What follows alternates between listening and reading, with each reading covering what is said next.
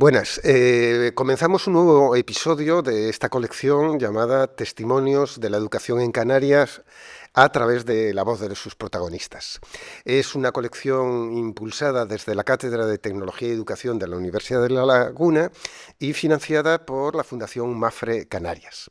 En esta ocasión contamos con dos protagonistas para conversar en torno a lo que fue la historia desde los años 80 prácticamente hasta la actualidad de lo que pudiéramos llamar genéricamente los servicios de orientación educativa.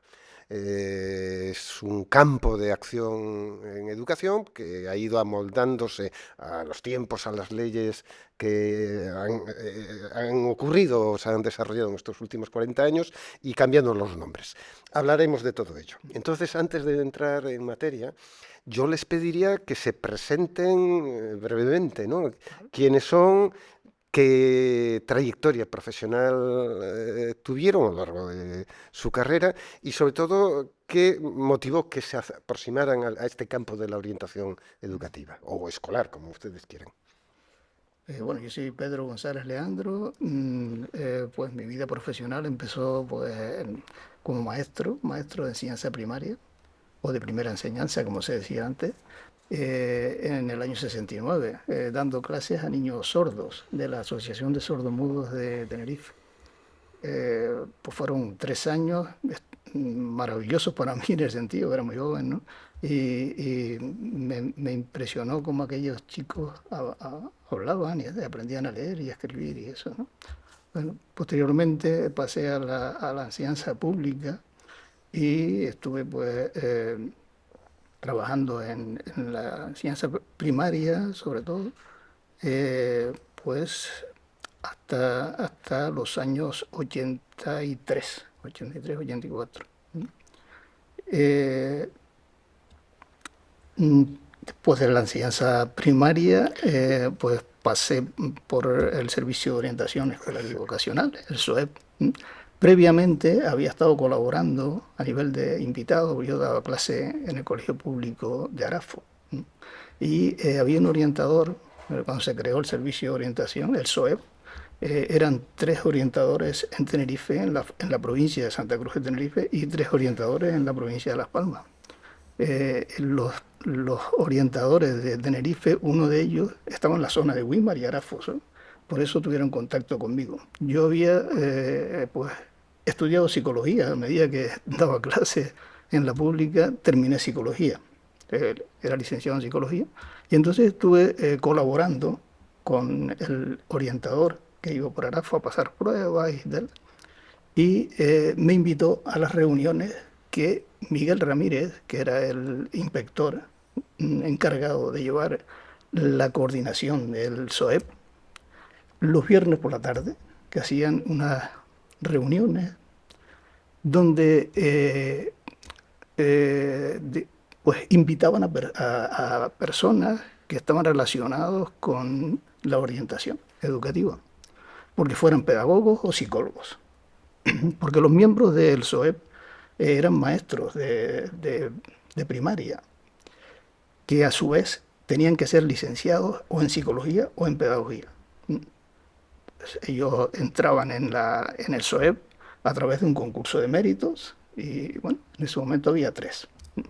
Bueno, pues esas reuniones de los viernes con Miguel Ramírez eran unas reuniones donde realmente se aprendía bastante, porque Miguel Ramírez era un poco rígido en el sentido de llevar siempre, digamos, la línea o sea, el plan que llevaba él, ¿no? Pero al mismo tiempo dejaba abrir aquello a las opiniones que pudiéramos dar cada uno y se tenían en cuenta esas opiniones. Y eso era una parte positiva que yo le veía a él, ¿no? Bueno, pues en esas reuniones fueron, estoy hablando del año 77, 78, 79 e incluso 80.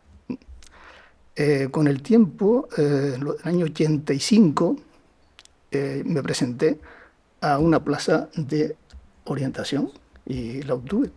Empecé a ser pues, orientador. Y estuve de orientador pues todo el tiempo ese hasta los años, pues, hasta el año 99, porque después en el año 90 ya mm, me pasé a la enseñanza media, de la formación profesional, y estuve allí hasta esa época. En el año 99 yo ya había estado, mm, bueno, todo eso pues por detrás, aparte de orientador, yo siempre pues estaba en la universidad, he hecho la tesis y tal, y pues y entré a dar clase a tiempo parcial en la universidad, ya llevaba unos años en eso, en test psicológico, que era un poco en esa época mi materia, ¿no? Y bueno, pues en 99 accedí a una plaza de tiempo completo y aprobé la titularidad en un examen de titular y lo aprobé. Y esa fue después mi última profesión, digamos, ¿no? O sea que he tenido varias profesiones, todas ligadas a lo que es la enseñanza y la investigación y tal.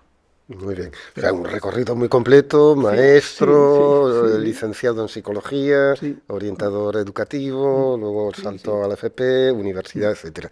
Y en tu caso, Pues yo soy Juan José Sosa, y yo creo que voy a ser muy breve en mi presentación porque mi historia de vida es muy similar a la de Pedro, solo que trasladada 20 años en el tiempo. Es decir, cuando él ya pasa a la universidad, en ese momento, prácticamente en esa década es cuando yo entro al servicio de orientación. Yo también empecé en el año 88 siendo maestro. Y es que siempre ha habido una relación especial entre el magisterio y la función de la orientación, ¿no? Porque realmente, digamos, donde existía ese acervo técnico-pedagógico que podía servir de base para poder cubrir las funciones que desarrolla la orientación, se encontraba fundamentalmente en la formación que traían los maestros, igual no tanto en la gente de secundaria, que no existía especialidad ni existía una formación específica de nadie que pudiera asumir eso, ¿no? Ese fue el gran cambio que introdujo la LOCSE. Entonces yo en el año 88 empiezo de maestro y empiezo a tener conocimiento de la labor del orientador precisamente por compañeros como Pedro que llegaban por los centros, desplegaban su labor, entonces te van inspirando, ¿no? Yo en el 89 termino la licenciatura en pedagogía, en el 93 termino la de psicología, en el 94 me doctoro en psicología y en el 96 salen las primeras oposiciones para acceder al, digamos, al cuerpo de profesores de secundaria por la especial de orientación. Yo que había conocido lo que hacía el orientador en mi etapa de maestro, pues voy y me presento porque era un puesto de trabajo que me atraía, ¿no?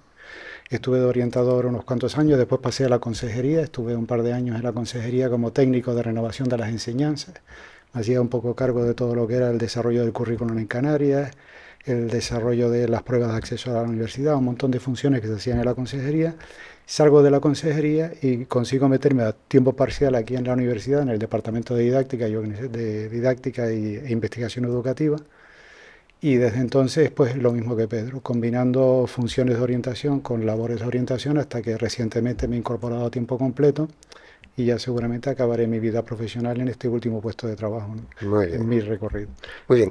Evidentemente, en esta conversación podrían estar otras personas, es decir, Claro, claro. otros profesionales que han hecho este recorrido. Sin embargo, por recordarlos, por nombrarlos, ¿quiénes podrían haber estado aquí? Y que por múltiples causas no han Bueno, podido que hacerlo. yo recuerde, pues me viene a la mente algunos orientadores que yo conocí. Por ejemplo, Rosa Vera, no sé dónde está que es Rosa Vera, ¿no? Era una persona muy eh, bastante trabajadora en eso y fue una de las pioneras en eso, ¿no?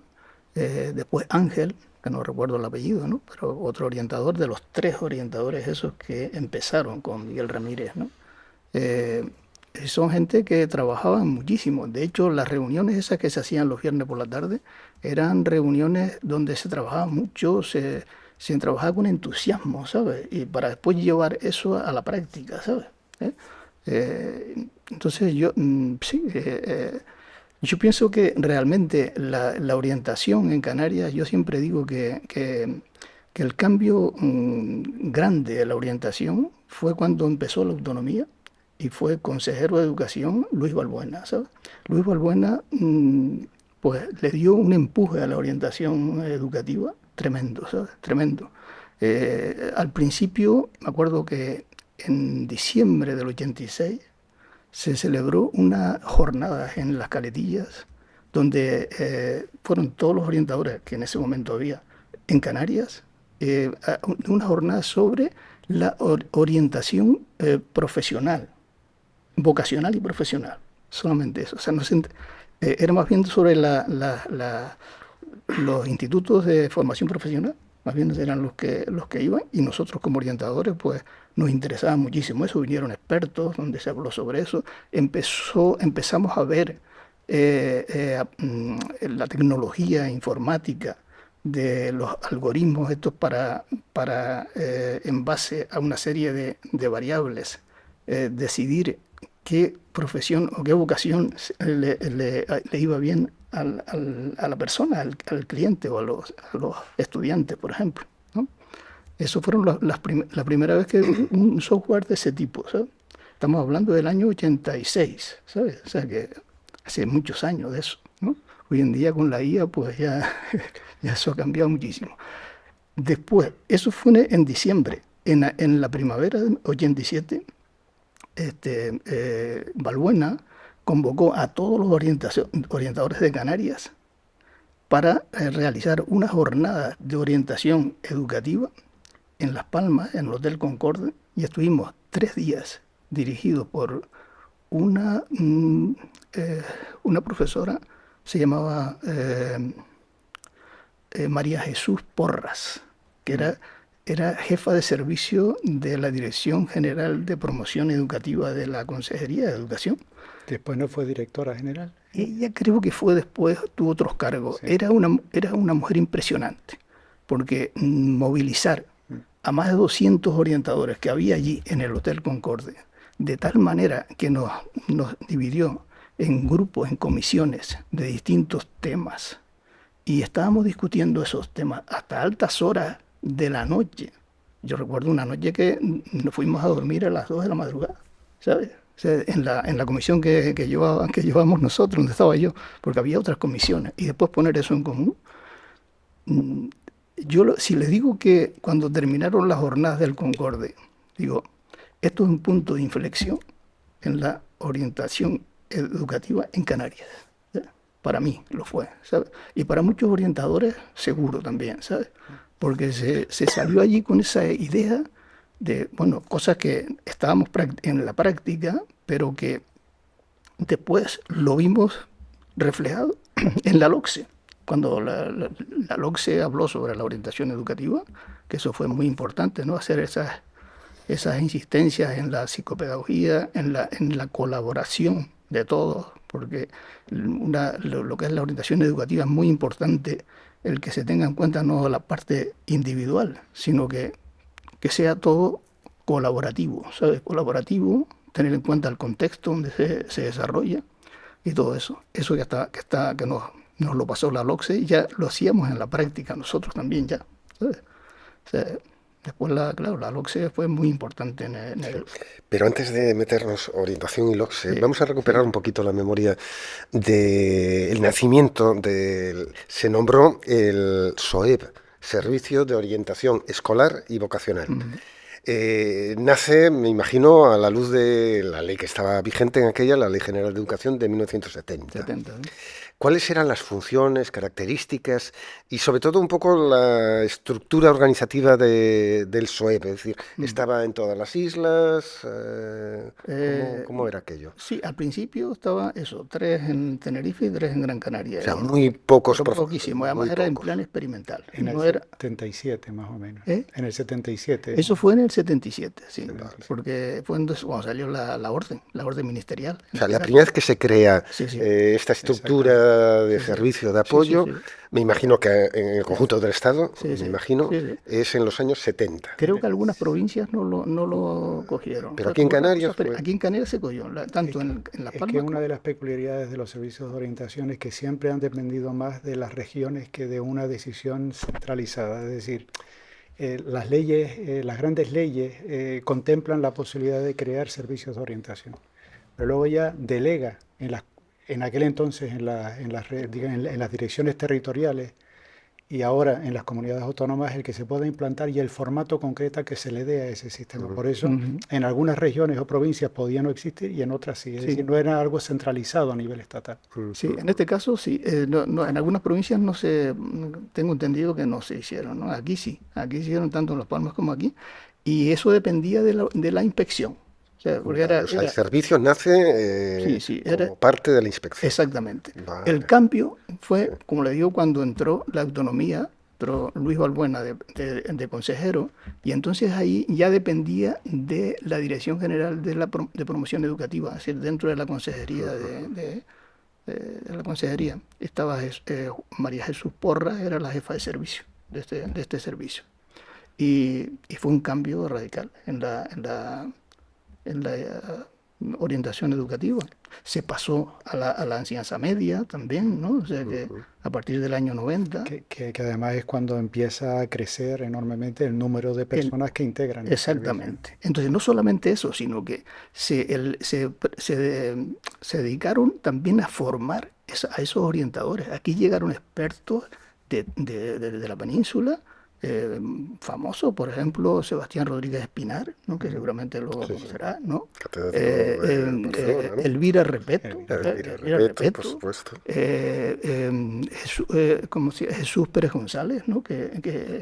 No sé si lo conocerá, él es psicólogo, ¿no? Estas dos que acabo de nombrar eran pedagogos, pero pedagogos de alto nivel, ¿no? O sea que yo me acuerdo que Sebastián Rodríguez Espinar era un tipo que a mí me encantaban las cosas que decía y cómo las explicaba y tal. Tenía una rigurosidad tremenda, ¿no?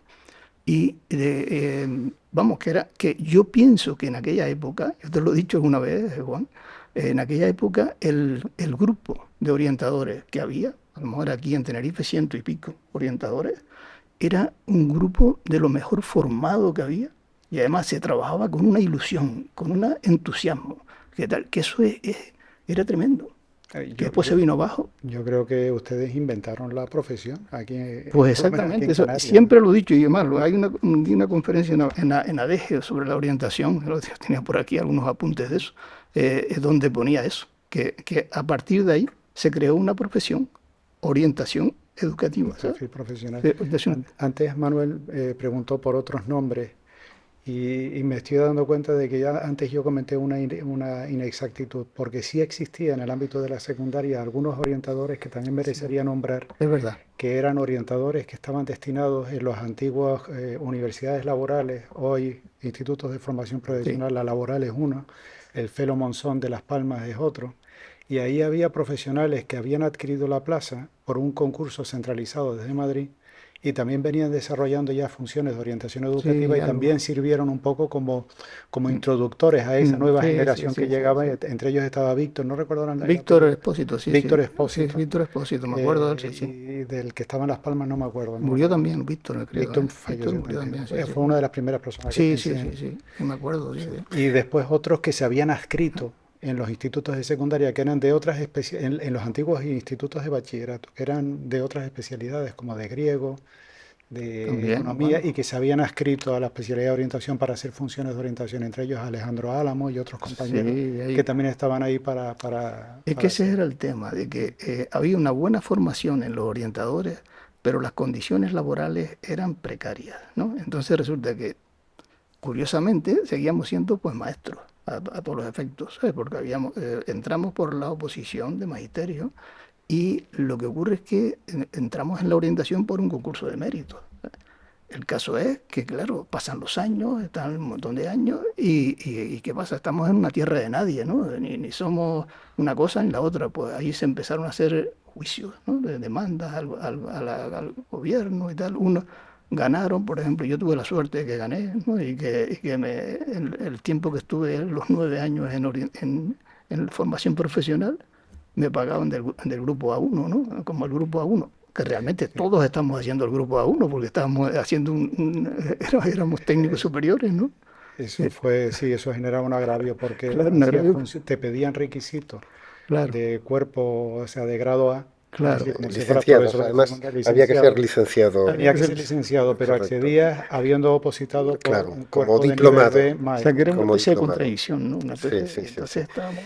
Y eso es lo que intentó resolver la LOCSE precisamente cuando incorpora la orientación dentro de las especialidades secundarias. Sí, Pero eso ocurrió en el Sí, vamos a 93. esperar un poquito a hablar de LOCSE, sí, para cerrar un poquito este primer periodo sí. del SOEB y Mm. vinculado con lo que era la Ley General de Educación del 70 y el nacimiento de las autonomías.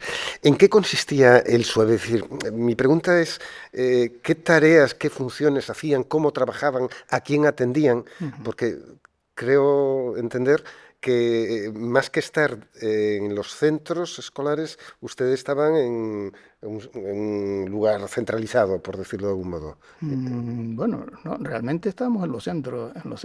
Vale, ¿Eh? o sea, ya desde Eh, el SOEB, no Sí, sí, es sí, a sí, partir sí, del sí, OCSE. sí, sí. Bueno, teníamos reuniones aparte, y tal, muchas veces en grupos y eso sí, ¿no? Pero el Pero destino lo tenías en un en centro un centro. o el En un En destino centro lo centro. base. tenías, es decir, Sí, que no sí, sí. existía Ah, el Sí, SOEF como sí, sí. estructura No, no, orgánica. no, no, no. Estábamos en vale, un yo centro, estaba ¿sabes? equivocado No, no, en estábamos la en un información. centro y realmente estábamos en contacto completamente con el profesorado, con los padres de los chicos, teníamos un contacto total con después cuando vino la LOCSE ya, incluso la orientación educativa está dentro del currículum, ¿sabes? O sea, Por que eso, yo dentro sé del que ahí hay currículum un escolar, ¿sabes? cambio. ¿Entiendes? O sea que Sí. nosotros, pues como orientadores, nos consideramos eso. Pero en un momento determinado no se crean los STOEP como estructura orgánica y la gente obtenía destino, los compañeros obtenían destino en el STOEP. Bueno, cuando se empezaron, tú dices el STOEP, El STOEP el, est- antes del OEP, exactamente, el los STOEP, STOEP ya tenían una estructura orgánica con su coordinador, sí, tenían exacto, sí, sí, sede sí, y el destino lo obtenían ahí. exacto, sí, pero Claro, que digo que el STOEP ya fue sí, como, ya no fue el SOEP, ya no, pasó al STOEP porque eso. ya pasó incluso, la dependencia no era de la inspección, sino que la dependencia era de la Dirección La General de Dirección Promoción General. Sí, Educativa, era un ¿sabes? servicio. Entonces era otra cosa. Había un jefe de servicio y después era más democrático aquello, ¿sabes? Porque cada equipo, pues, se votaba un coordinador y tal, y entonces que era, se llevaban, así se hacían reuniones una vez a la semana, un día a la semana, reuniones o ya con una hoja de puntos a tratar y todo eso, ¿no? Y luego se llevó a cabo un plan de orientación educativa para el centro donde cada uno estaba, ¿no? En el caso donde yo estaba, pues había un plan. Yo Sí, una cuestión sí. que me preocupa. eh, en aquel tiempo, estoy hablando, insisto, ya de hace Mm, mucho, eh, ¿en qué consistía la atención, digamos, orientadora? ujú. Porque yo creo recordar que se hablaba de que a lo mejor había exceso de utilización de los tests, Por de los ejemplo. famosos Sí, tests. sí, sí, sí. Entonces, recordemos esto, ¿no? Eso, mira, dentro del SOEP, cuando empezó Sí. el SOEP, es posible que se abusara del uso de los test psicométricos, ¿no? Ujú. De hecho, pero también, o sea, los test psicométricos más o menos nosotros lo teníamos, no sé, o hay una división, claramente, entre test con relación a normas, con referencia a normas, y test con relación o referencia al contenido, ¿no? Al contenido de lo que se está evaluando, ¿no? Los test con referencia a normas serían predictores, ¿no? Predictores de algo. Entonces, nosotros me acuerdo que se pasaban en primero una serie de test, en primero a los niños pequeños de 6 años, test de inteligencia, test de lectoescritura, test de, bueno, en el caso era el ABC de Lorenzo Filho, no sé si lo conocerán, me imagino, Sí, ¿no?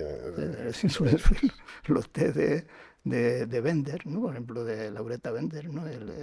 Y unos de inteligencia y otros digamos, de variables que tengan que ver con la lectoescritura, ¿no? Eso. Y después otros test como el de Boehm, que ya sería un test ya más con referencia a contenido, no a baremos, a normas. Cuando digo normas me refiero a baremos, ¿no? Es decir, que se pueda comparar lo que saca un niño con la sí. muestra realmente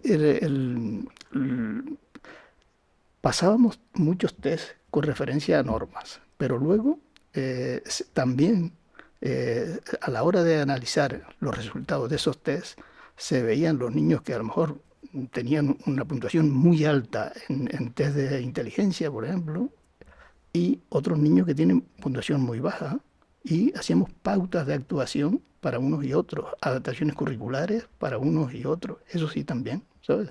Y se hablaba con los profesores, se les trataba de que esos niños tuvieran, pues, digamos, una educación adaptada a sus características, ¿no?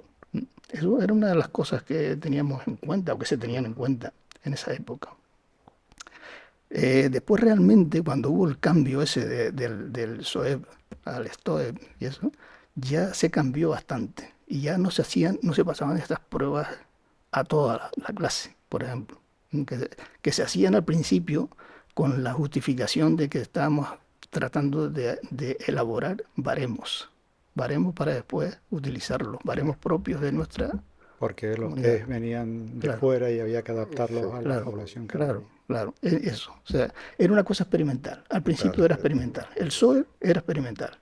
Estábamos experimentando, ¿no? Ok, Mm, ok, sí, ok. Bueno, etapa SOEP, que sí. evoluciona al STOEP, Servicio Técnico de Orientación Orientación Educativa, escolar y profesional. eso es. Aparece en los 90 la LOCSE y ahí se produce también un cambio importante. Por eso yo, la pregunta que quisiera poner sobre la mesa y que comentaran es eso.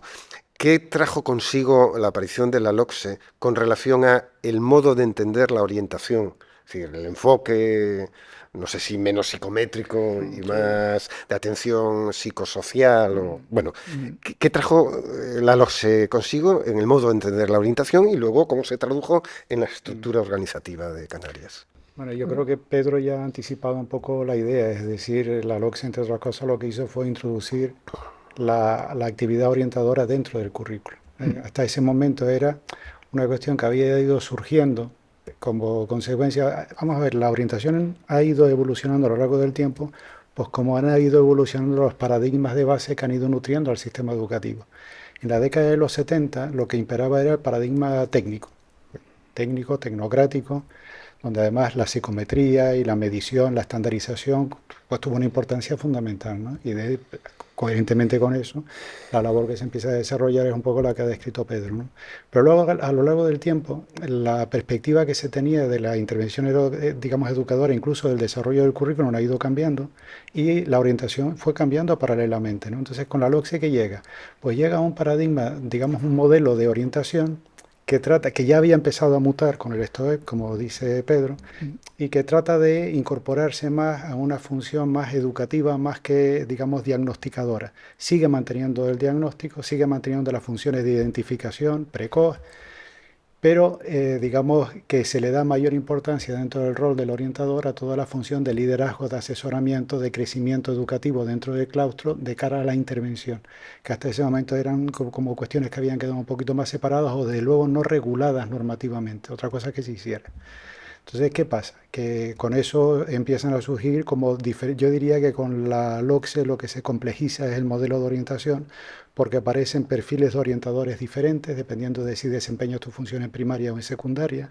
En primaria seguías más ligado a esa función identificadora, precoz, de dificultades de aprendizaje, porque es prioritario, y en la secundaria empezaba a cobrar más importancia pues toda la labor de orientación tutorial, vocacional y también de asesoramiento al profesorado por la complejidad que traía la nueva etapa, que era la ESO, con la atención a la diversidad que se convirtió en el gran problema educativo de este país y que en aquellos años, yo llegué en el 96, se convirtió precisamente en el gran caballo de los orientadores. Cómo asesorar a aquellos claustros de profesores de enseñanzas medias que no estaban acostumbrados a lidiar con la diversidad y la complejidad que implicaba un modelo comprensivo hasta los 16 años.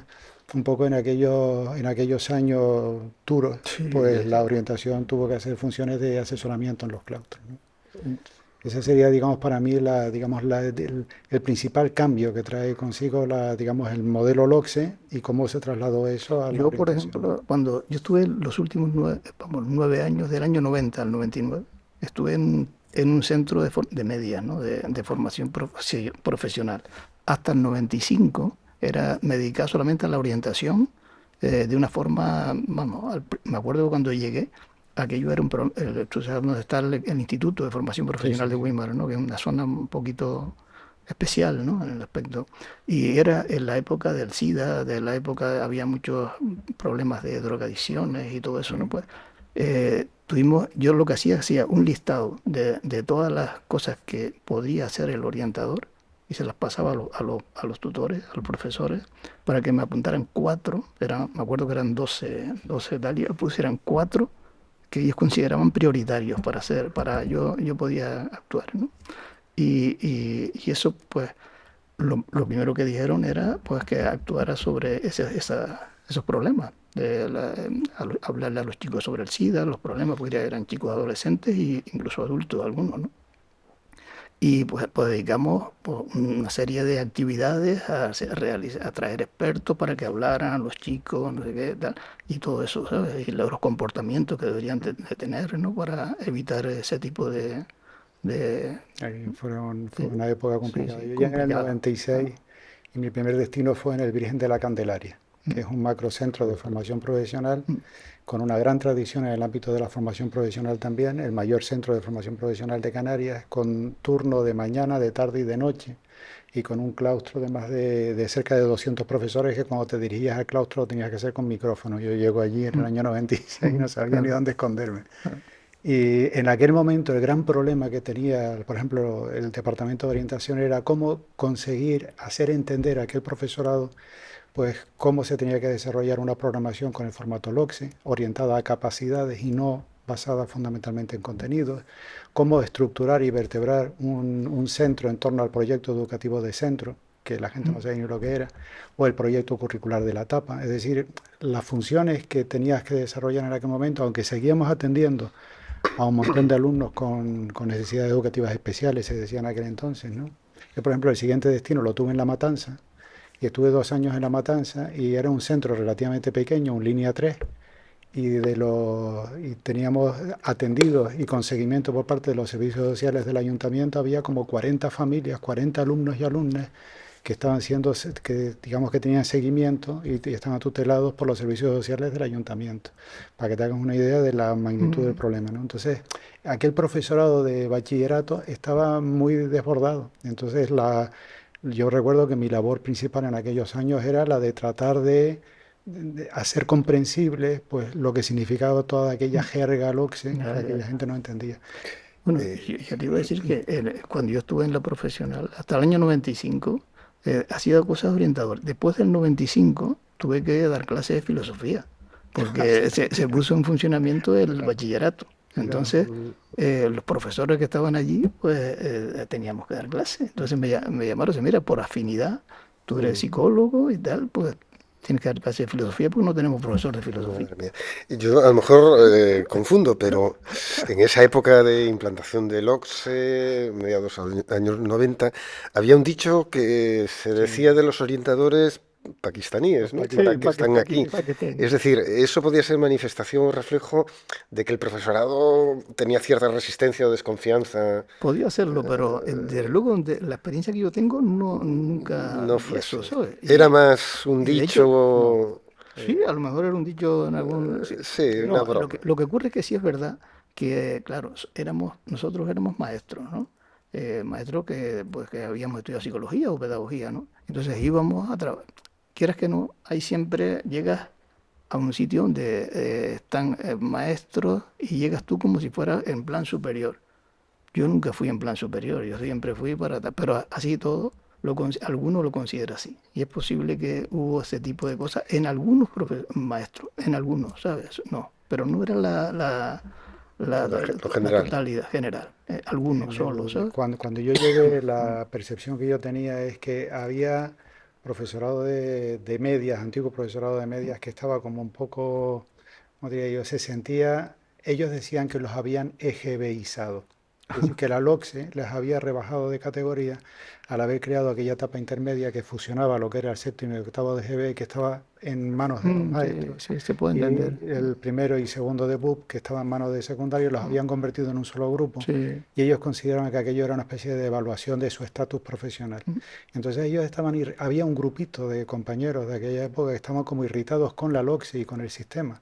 Claro, yo llegaba con un discurso que ellos identificaban con eso que les irritaba, entonces indirectamente claro. estaban irritados. Pero yo entendía que no era algo personal, sino Mm, era más bien un mm. malestar con respecto al Sí, sí, sistema, ¿no? sí es posible que eso sí ¿Y se cuál diera. era la percepción, desde el punto de vista de ustedes, que tenían los estudiantes, el alumnado y las familias con relación al Mm. servicio de orientación? Bueno, yo allí cuando estuve en la formación profesional, en el instituto ese, yo, bueno, Un ejemplo, al cabo de 4 o 5 años me encontré con un alumno por la calle, me estuvo saludando y tal, y dice, ah, sí, que tú estabas arriba, eras el jefe de estudio, ¿no? Me decía así, me confundió con el jefe de estudio. O sea que realmente estaba mezclado junto con los demás profesores, nos reuníamos allí para cualquier cosa, la acción tutorial, eso era una cosa básica, ¿sabes? Entonces ahí, dentro de la acción tutorial, pues teníamos hábitos de estudio, yo hacía todos los años, pues, una serie como una especie de cursillo, poco a poco, ¿no? Para que los chicos supieran cómo se estudia, ¿no? Las fases del estudio, la importancia que tiene y todo eso. Eso dentro de lo que es la acción tutorial. Y eso era una relación bastante estrecha con los tutores, ¿sabes? Siempre para todos, ¿sabes? Y después dentro había, en la LOCSE salió el departamento de orientación, ¿no?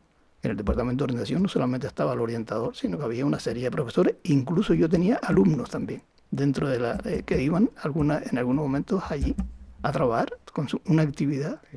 Con, digamos que la presencia orgánica de la orientación dentro de los centros, sobre todo de secundaria, cobró una importancia inusitada, ¿no? Es decir, se crea como departamento. Tener departamento en un centro de secundaria es como decir tener representación en el Parlamento. Claro, sí. Y somos un sector que tiene voz y voto dentro del claustro, que tiene un poder específico y tal, ¿no? Y además, a mí me llamaban en las sesiones de evaluación. Cuando hacía las sesiones de evaluación. En todas, teníamos que estar en todas las sesiones de evaluación. Y además teníamos que participar de todas las deliberaciones, aunque no le hubiéramos dado clase al alumnado, el profesorado tenía que consultar. Y entonces eso generaba un modelo de implantación.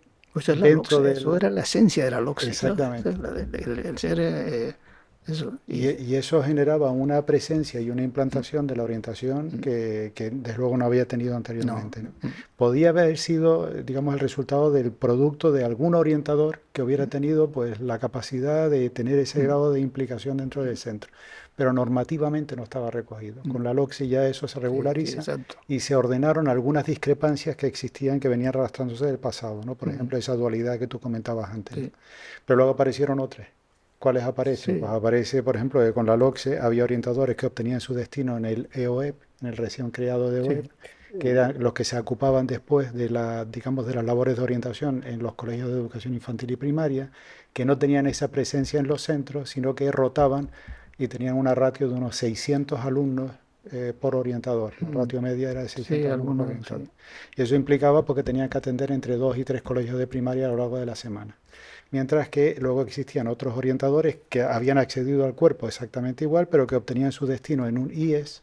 Esos tenían, digamos, presencia en el departamento de orientación, estaban a tiempo completo en el centro y su presencia era otra. Sí, lo que pasa es que no quiere decir que trabajaran menos. No, o sea, por ejemplo, yo recuerdo que yo tenía un día a la semana una dedicación por las mañanas, unas 4 o 5 horas, para recibir a alumnos que quisieran ir por allí pues, a preguntarme algún problema que tuvieran, alguna cosa, que era una especie de terapia, pero no se puede decir terapia, sino que chicos que a lo mejor resulta que tienen un problema con algún profesor o con algún compañero o tal, y entonces iban por allí, me hablaban y tal, yo le daba ciertos consejos y yo, pues eso funcionaba bien porque cada vez tenía más clientes, ¿sabes?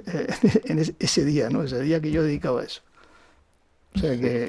Juanjo, acabas de nombrar unas siglas que son conocidas, pero para quizás quienes nos vean, el EOEP, que es los equipos de orientación educativa y psicopedagógica. Para dejarlo claro, ya hay. ¿Cuál era o cómo dirían que es la diferencia entre estos EOEP de los antiguos STOEP? Que ahí...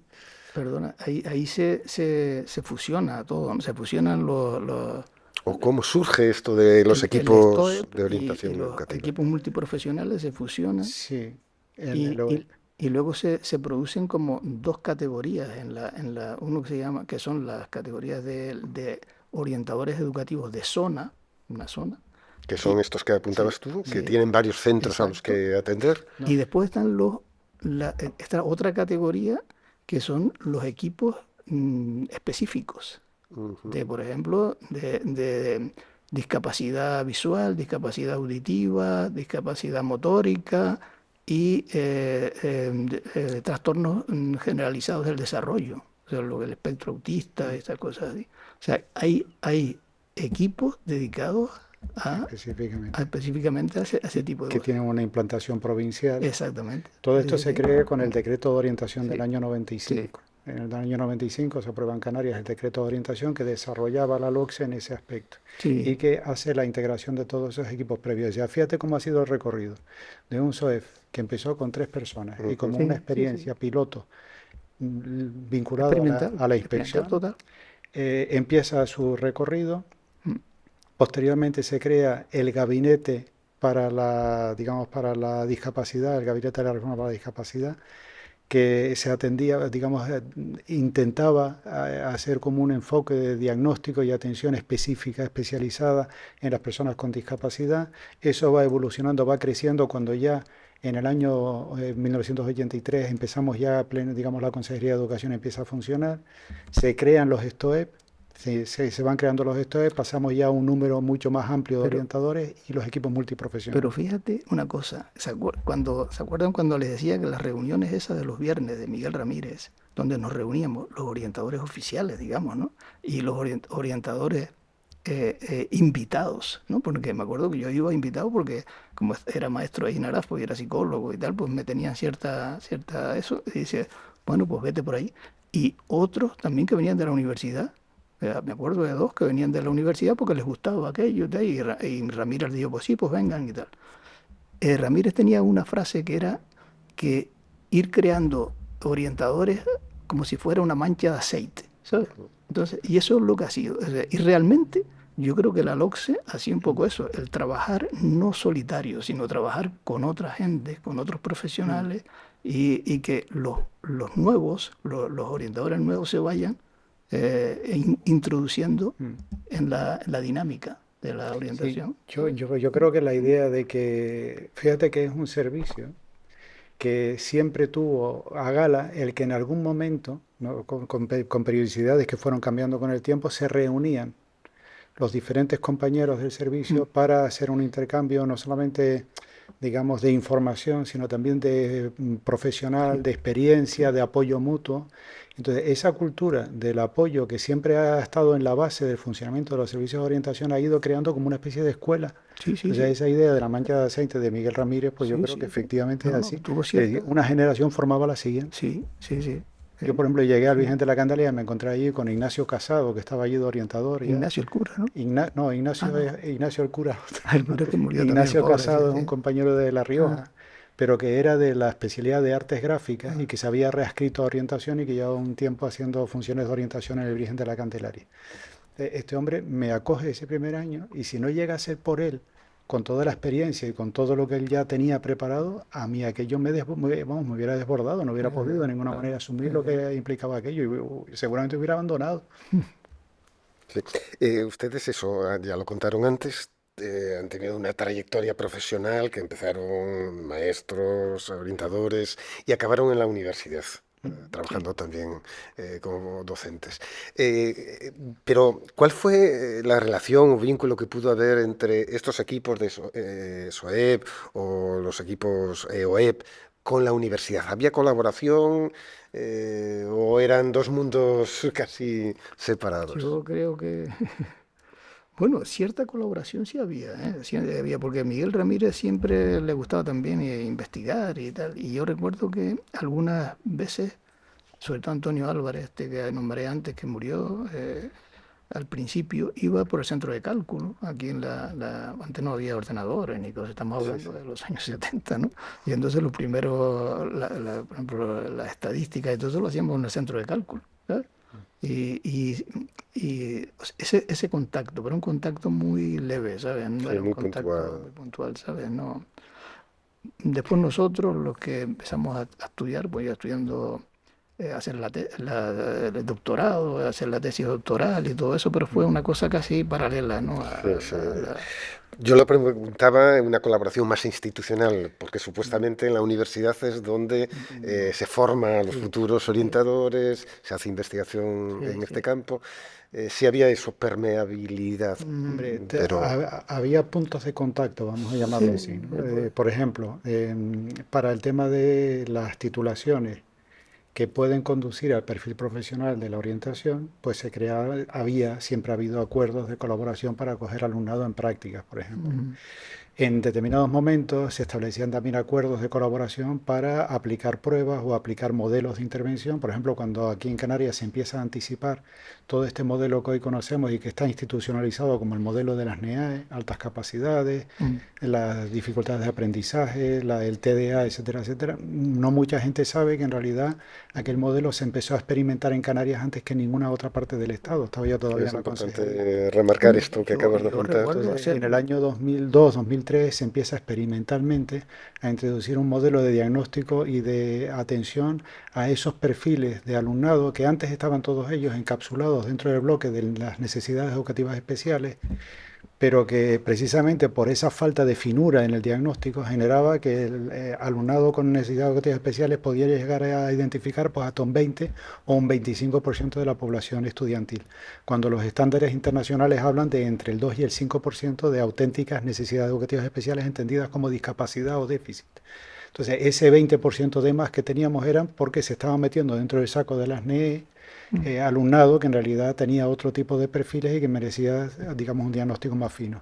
Eso se empezó a trabajar aquí en Canarias antes de la aprobación de la LOE del año 2006, y la LOE, el capítulo de la LOE dedicado a las NEAE es prácticamente un calco a las normativas que a nivel, digamos, regional había empezado a sacar Canarias, ¿no? Y entonces, en ese proceso sí que existió una colaboración a través del Departamento de Psicología. Recuerdo que estaba Juanes Jiménez, Seferino Artiles en Las Palmas como inspección, y otros compañeros de la universidad sí que tuvieron mucho contacto con los equipos, pero para ese tipo de ámbitos, no como algo institucional, no como algo realmente establecido. Y también hay que decir, y enseguida te doy la palabra, también hay que decir que por parte de los equipos de orientación, la vinculación con la universidad pasó como por etapas, ¿no? De una etapa de una especie de ingenuidad, esperando recibir de la universidad asesoramiento, formación, que no llegaba, o por lo menos no en la medida que nosotros considerábamos. Se pasó a una etapa de cierto recelo porque se consideraba que cuando se venía a los equipos era fundamentalmente para pedir que aplicáramos pruebas, para hacer, digamos, para suministrar información sin recibir mucho a cambio, ¿no? Entonces empezaron a surgir en los últimos años y en los que yo estuve de orientación, se notaba ya como un cierto recelo hacia lo que venía de la universidad, ¿no?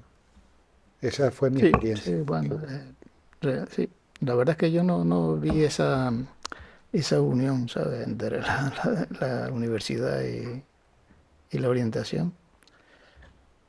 Pero Y otras colaboraciones, quiero decir, con otros servicios de la península, de otras comunidades autónomas, entre las dos provincias, entre Las Palmas, Tenerife. antes me olvidé decir que, por ejemplo, en la zona donde yo estuve trabajando ahí en Weimar, había colaboración con los psicólogos del ayuntamiento, que tenían un gabinete de psicólogos.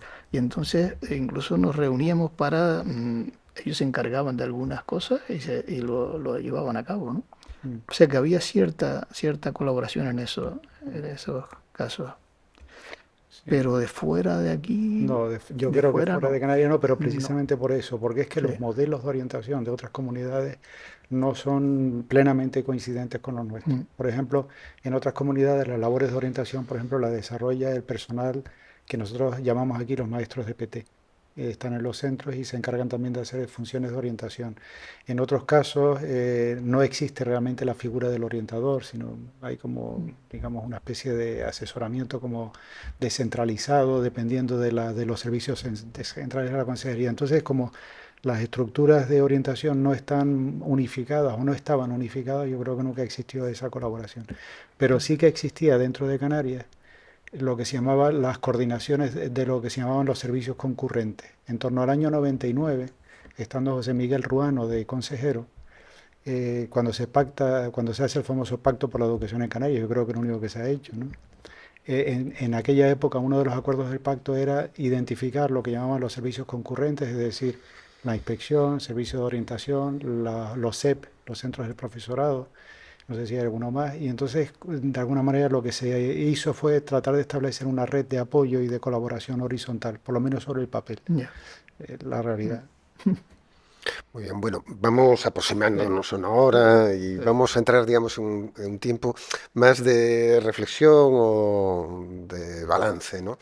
A ver, por soltar así alguna pregunta, ya medio lo has apuntado, Juanjo, es decir, yo la pregunta que haría es eso, en estos 30, 40 años, ¿cómo ha evolucionado la visión de la orientación educativa? Está claro que a nivel de estructura, de impacto, influencia, ha crecido tremendamente, pero ¿cómo ha evolucionado esa mirada, esa concepción de la orientación educativa y sobre todo en qué medida ha cambiado también la sensibilidad o el interés tanto del profesorado hacia la orientación, de las familias y del alumnado?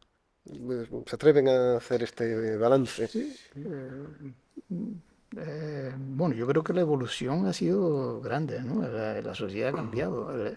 El tema de las nuevas tecnologías y todo eso, pues, ha hecho que ahora mismo, no sé, hay una pregunta que pusiste ahí en el guión que decía que es cómo será el futuro un orientador, ¿sabes? Yo la verdad es que lo tiene bastante complicado, ¿no? El orientador del futuro, ¿sabes? Porque realmente tendría que tener un dominio bastante amplio de lo digital, de la IA, de la inteligencia artificial. Todo eso tendría que tenerlo muy en cuenta porque eso lo tendrían que manejar los alumnos también, ¿sabes? Entonces, creo que es muy importante el tema del mentor, me parece a mí, ¿sabes? Yo creo que es algo que no se ha trabajado mucho en la orientación educativa y es la figura del mentor. Casi siempre cuando nosotros pensamos en algún profesor que a lo largo de nuestra vida de estudiantil todavía no nos acordamos de él son personas que tenían esa habilidad de ser mentores, es decir, de enseñar con el ejemplo. Digamos, había una frase de Radio ECA hace unos años que dice, los niños no obedecen, imitan, ¿no? O sea, y es cierto, ¿sabes? Pero no solamente los niños, sino que los estudiantes en general de la universidad mismo, ¿sabes? Uno se acuerda de aquellos profesores que fueron realmente mentores, ¿no? Y que tú dices, me gusta cómo este hombre pues afronta a la vida, ¿no? Y tratas de imitarlo en algunas cosas, ¿sabes? Eso es muy importante en la educación, me parece a mí, ¿sabes? Y es algo que se debería de practicar en el futuro, sobre todo. Mentor no es igual que tutor. No, no, mentor, eso es lo que es, ¿no? Es el modelo.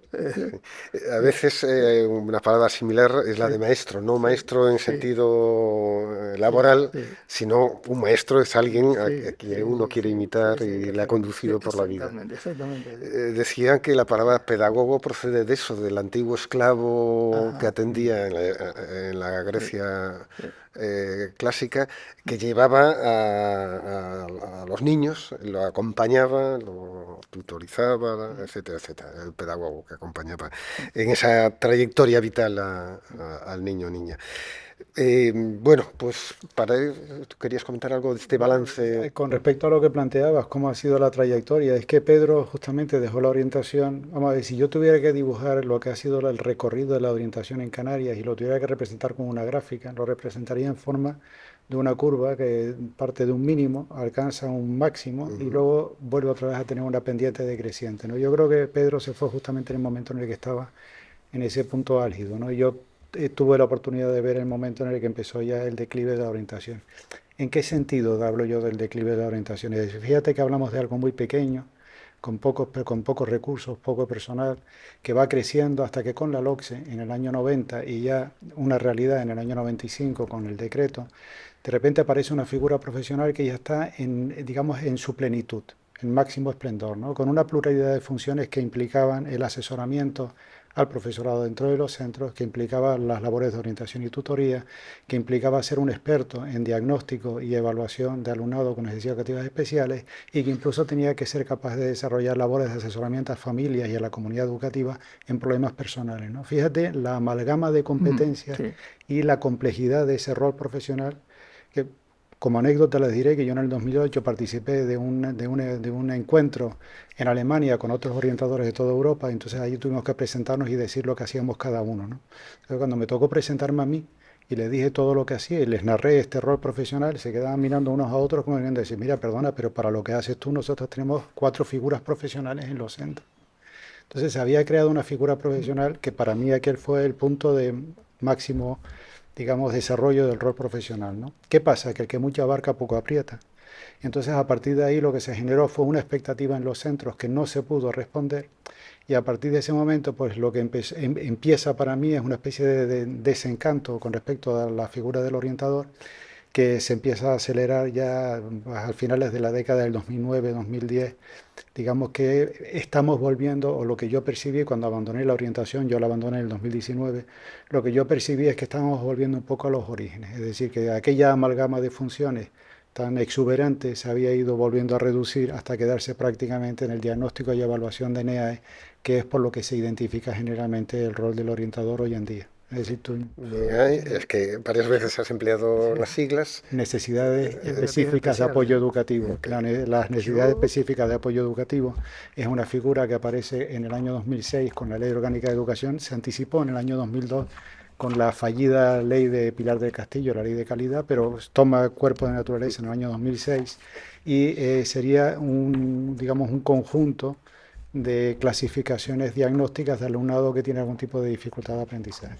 Ya desde la veteranía, la experiencia, la distancia, ¿qué consejos les darían a este profesional, este orientador, orientadora que arranca en su ejercicio profesional, que acaba de llegar al sistema escolar? Yo, fíjate, en parte lo dije antes un poco, pero también diría que tal como va cambiando la sociedad, que ha ido cambiando, va cambiando muy aceleradamente, ¿no? Y la tecnología, pues eso que influye también en la tecnología digital, el orientador del futuro tiene que ser una persona que no solamente pues, sea el mentor, como les decía antes, sino también que sepa escuchar a los alumnos y a los profesores, escucharlos intensamente y sin hacer valoraciones, sino que para entender y comprender lo que siente y las experiencias que han tenido y todo eso, de una forma pues abierta, ¿no? Sin hacer ningún tipo de valoración a lo que está diciendo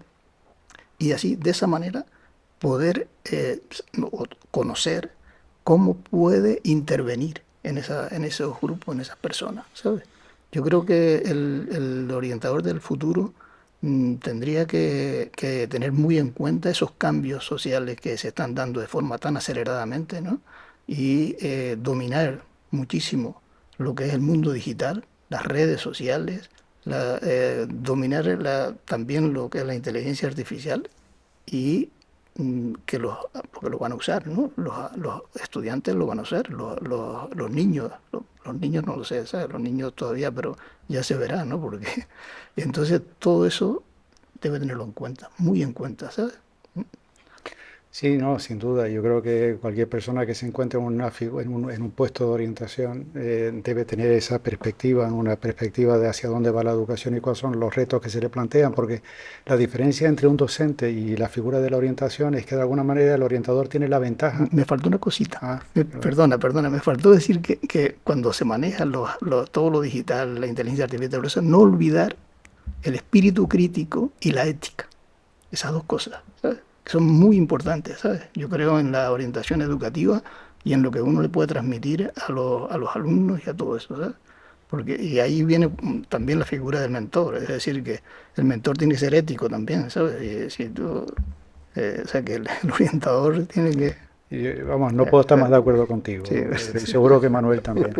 Efectivamente, pero vamos, lo que yo quería decir es que la figura del orientador no se coloca, digamos, en esa posición de interacción directa con el alumnado, sino que está en una posición más indirecta, llega al alumnado a través de la labor que hace con el profesorado, ¿no? Y entonces tener esa capacidad de contribuir a digamos, a esa interpretación de los cambios educativos, de tal manera que no se desnaturalice la relación educativa y se convierta en lo que tiene que ser, que es un proceso de crecimiento ético, de desarrollo personal y total del alumnado, pues esa sería, digamos, la labor. Pero ¿cómo hacer eso? La verdad es que yo no me atrevo a hacer un pronóstico. Me parece que el futuro a mí, digamos, se me aparenta tan incierto y tan imprevisible, y además con un cambio tan acelerado que realmente no soy capaz de aventurar una propuesta, salvo la humildad y la de estar abierto a la experiencia y va a ver cómo puedes tú contribuir con lo que sabes y con lo que has leído, y pues, al crecimiento de ese conjunto de personas que están en el centro en cada momento. Muy bien, pues si no quieren aportar algo más, yo agradecer tremendamente a Pedro González Leandro y a Juan José Sosa Alonso por todo lo que han compartido, ¿no? Este intento de recordar, reconstruir un poco lo que fue el nacimiento de los servicios de orientación, su desarrollo y no sé si su actual estado. Vale. Yo me ha dejado preocupado eso que hablaste de esa curva, de que estábamos en un momento menos... A mí me asustó. pero bueno, ahí queda planteado y nada, agradecerles tremendamente su participación. Gracias a ti por la invitación. Nada. Gracias a ti también.